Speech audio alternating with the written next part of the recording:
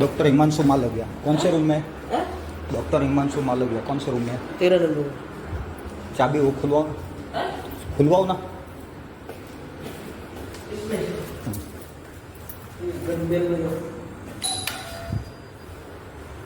आप मैनेजर हो ना?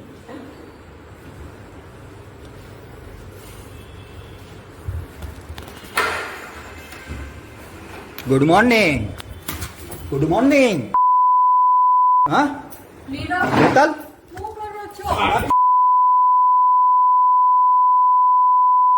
કેટલી વર્ષનો ઉંમર નો છું? 50 વર્ષનો છો, તાર છોકરાનો બાપો છો તારી